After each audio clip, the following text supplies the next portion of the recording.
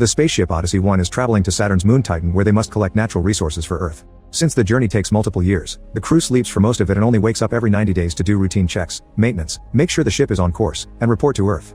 After 9 months, John wakes up as he hears all the usual warnings from the AI, reminding him that the medicine they use for hibernation may cause disorientation and nausea. He tries to take a moment to recover, but Captain Franks tells him to get to work. After a quick shower, John joins Franks and Nash to check on the system. They get a message from Earth wishing them happy holidays and reminding them to get their psych evaluation. John also checks his private inbox, but he's disappointed to find no messages. John starts thinking about his girlfriend Zoe and continues to do so during his psych evaluation. However, when the computer asks him what he misses the most, he answers fresh air. He then confesses to Nash that he forgot Zoe's last name, but Nash tells him not to worry because it's the expected confusion after waking up. Afterward, John continues his maintenance work and remembers the day he met Zoe at a party, which helps him remember her last name.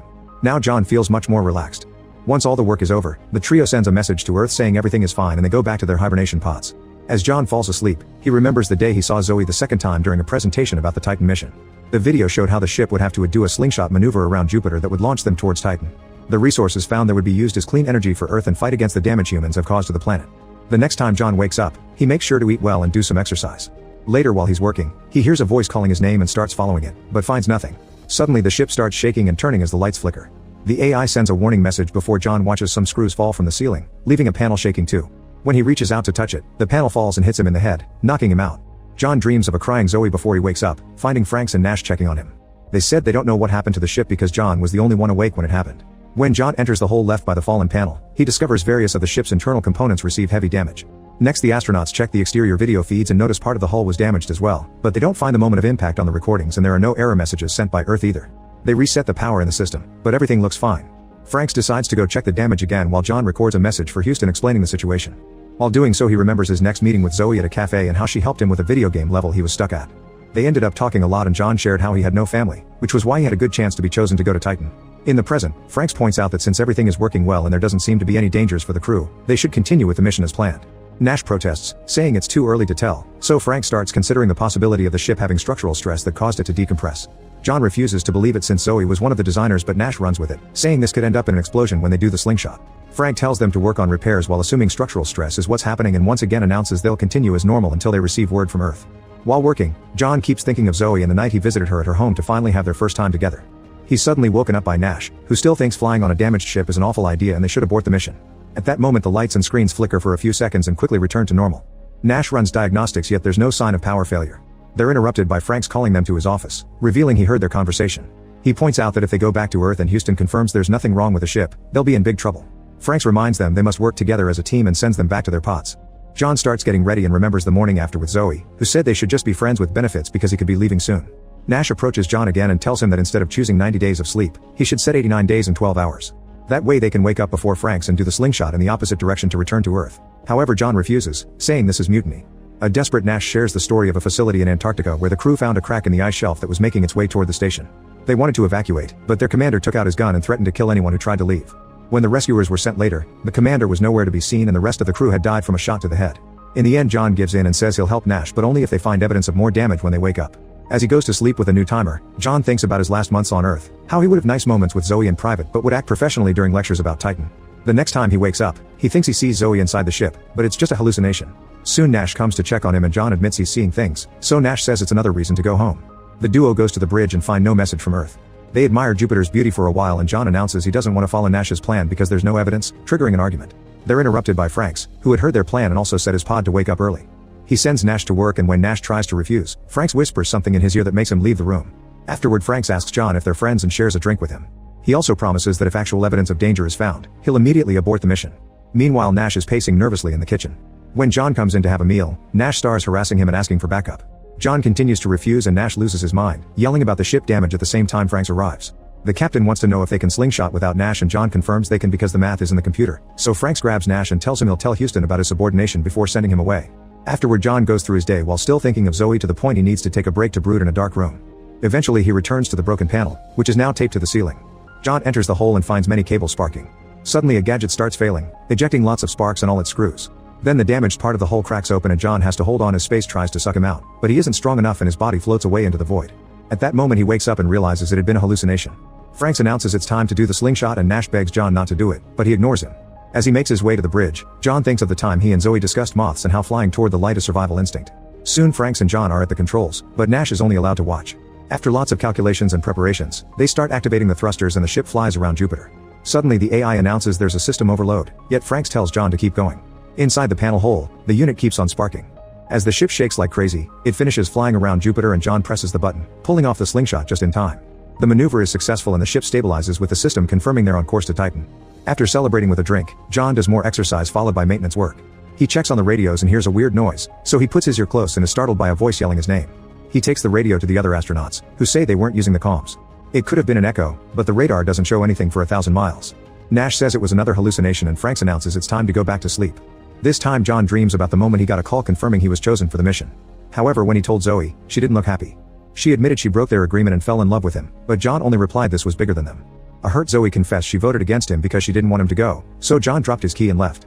The next time John wakes up, he feels dizzier than usual. He runs around the ship to clear his mind, yet he can't stop thinking about Zoe. When she suddenly appears nearby, John follows her while repeating that it's just in his head. He's stopped by Franks, who tells him Nash found something in the reactor room and needs help. Franks is worried about John's health and John snaps, yelling about the hibernation being torture. He calms down quickly and swears he's fine, but Franks still reminds him that Zoe isn't in the ship. Then John joins Nash, who explains the reactor output starting to escalate. It appears to be minor, but they have to stop it from getting worse or they won't finish the trip. Nash admits he isn't feeling well, so he asks John to double-check his numbers before presenting them to the captain. John uses the chance to ask Nash why Franks knew he was hallucinating Zoe and Nash swears he didn't say anything, only to have a breakdown as he doubts his own memories. Nash confesses he can't remember his parents' names or faces and John tries to assure him it's just the side effects of the medicine, but Nash begins poking at his memories of Zoe and saying she may have found someone new. Josh pushes him back as Nash starts making weird noises, only for him to say they can still go back. His anger growing, Josh gets more aggressive as he tells him to shut up, revealing that there are no numbers on the screen because Nash hallucinated them all. At that moment Franks calls them to the bridge and Nash still reports something wrong with the numbers. Franks shows them the screens and confirms the error, which they must solve to reach Titan safely. He also reveals someone issued a low-level command to the reactor to cause these abnormalities on purpose. The last login belongs to John, but Franks thinks it was Nash using John's password. Suddenly Franks takes out a gun and announces they're going back into hibernation. While John gets in his pod, he's shocked to see Franks hitting Nash with the gun. The men fight for the weapon and Nash is pushed against John's pod as Franks starts pounding his head with the gun. John can't see the end because he falls asleep. This time John dreams of the night before the trip when he visited Zoe to say goodbye. She apologized for everything and wondered if he ever loved her, but once again he avoided the question. The next time John wakes up, he's feeling sicker than ever before and throws up as he has flashes of Franks killing Nash.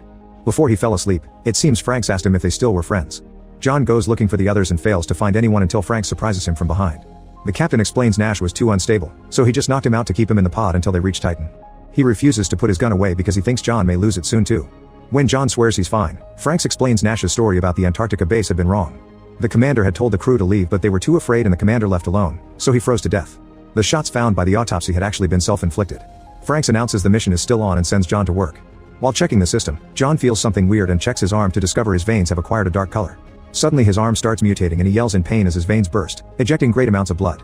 However, this also is a hallucination. At that moment John hears voices calling his name again but nobody is nearby.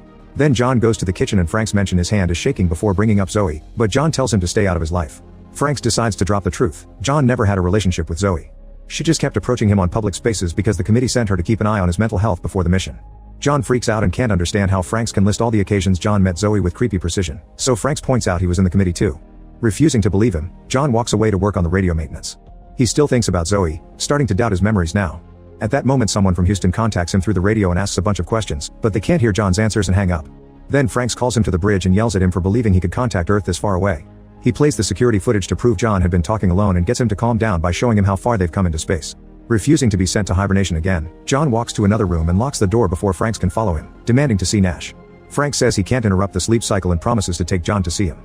However, as soon as John opens the door, Franks pushes him against the wall and then to the ground, threatening to kill him if he doesn't go to sleep. Remembering what happened to Nash, John attacks Franks to disarm him and starts beating him up. A fight ensues as both men try to reach the gun and Franks almost chokes John to death, but John punches him to free himself. Next John grabs the gun and asks about Nash, only for Franks to laugh. Feeling like he's losing it, John wanders around the ship as memories flash in front of him and Frank's voice haunts him. Not knowing what is real anymore, John is lost and confused, so Franks uses the chance to jump on him again.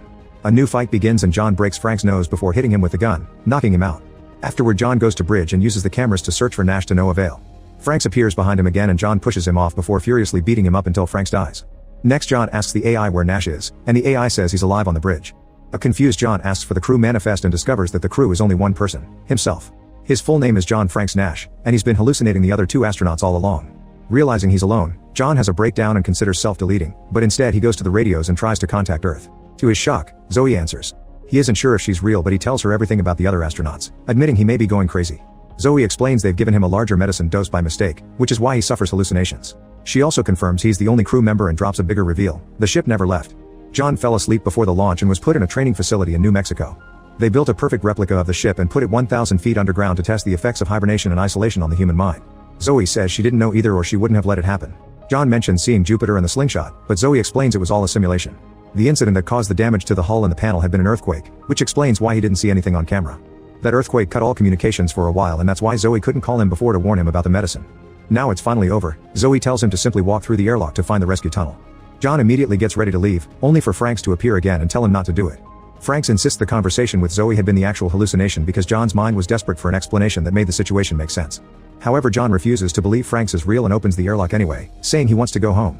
Franks walks away and John tells Zoe that he loves her before the AI opens the final door. An underground tunnel awaits outside and John sees the fake ship above him. The area starts shaking as John hears voices promising to rescue him and machines digging into the ground. He climbs a ladder and yells to indicate his location.